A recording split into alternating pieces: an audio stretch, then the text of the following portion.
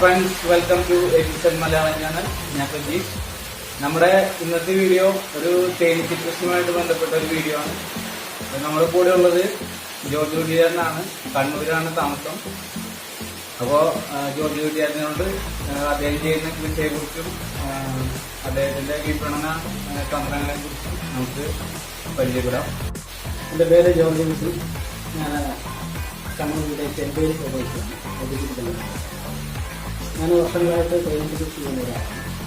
ഞാനിന്ന് ഒരു പരിചയപ്പെടുന്നത് തേൻ സംസ്കരണ രീതി.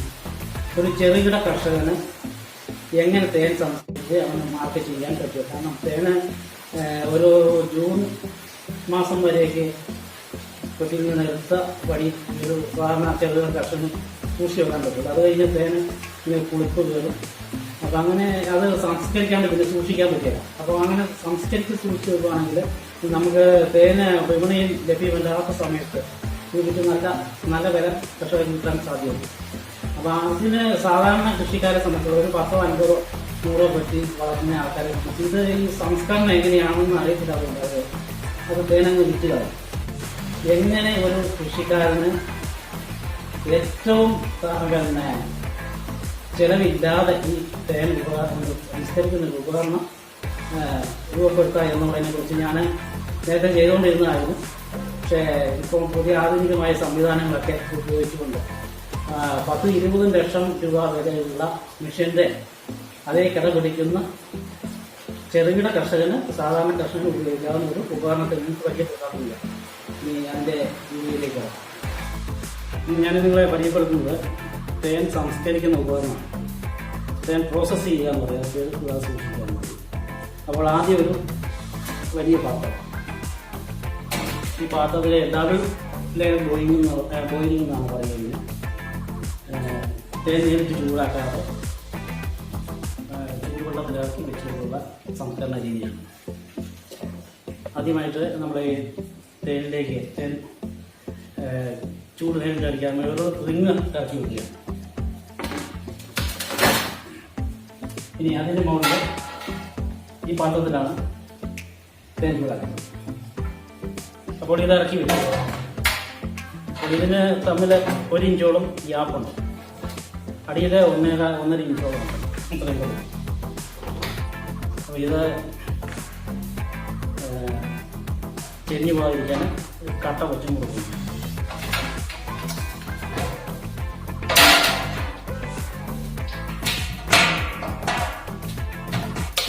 ഇനി പാത്രം അനങ്ങി തരാം. ഇനി ഈ തേൻ ചൂടാക്കുമ്പോൾ ഇതിൻ്റെ അകത്തുനിന്ന് ഈസ്റ്റ് പുളിപ്പിൻ്റെ അംശം മുങ്ങി വരും. ഒരു പത പോലെ. അപ്പോൾ അത് പുറത്തേക്ക് പോകാൻ വേണ്ടി ഒരു പൈപ്പ് ഈ പാത്രം തുളച്ചതായിരുന്നു. അപ്പോൾ അത് ഇങ്ങനെ കിട്ടുന്നു.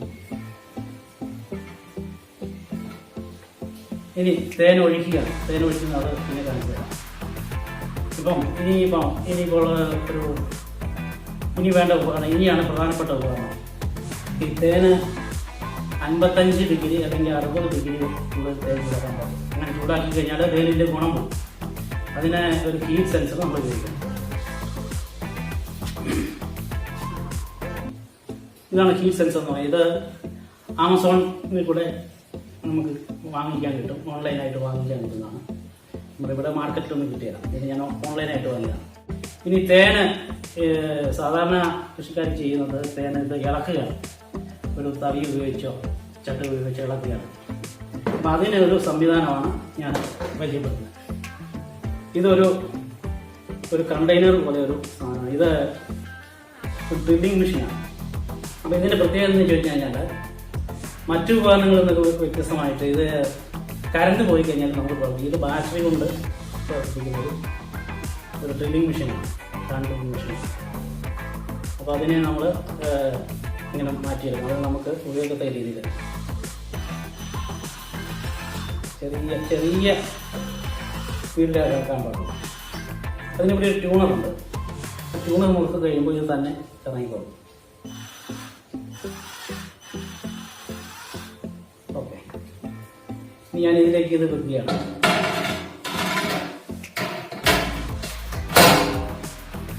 അതോടൊപ്പം ഈ സെൻസർ ഇതിൽ നിക്ഷേപിക്കുന്നു. ഇതിൽ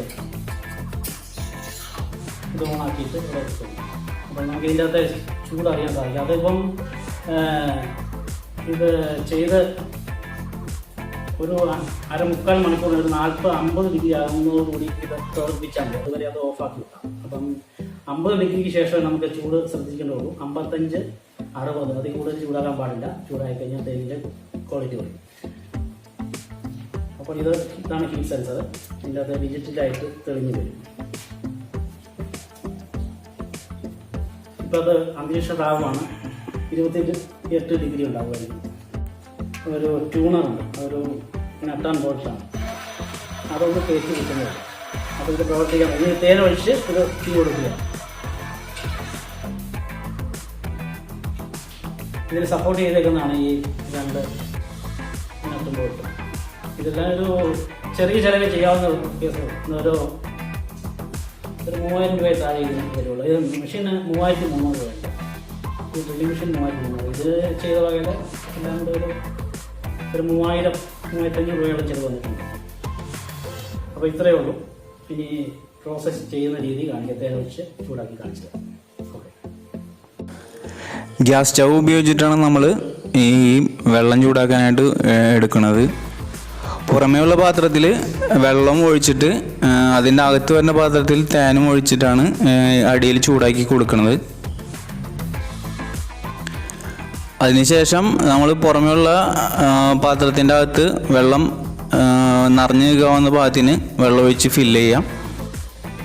ഇനി ഇതിന് മുകളിൽ തേൻ ഇളക്കാനുള്ള ഡ്രിൽ മെഷീനും കൂടി സെറ്റ് ചെയ്ത് കഴിഞ്ഞാൽ അത് സെറ്റ് ചെയ്ത് ആ ഡ്രിൽ മെഷീൻ കൂടി ഓണാക്കി കൊടുത്താൽ തേൻ ഇളക്കുന്ന ആ പ്രോസസ്സിങ് കൂടി നടക്കും.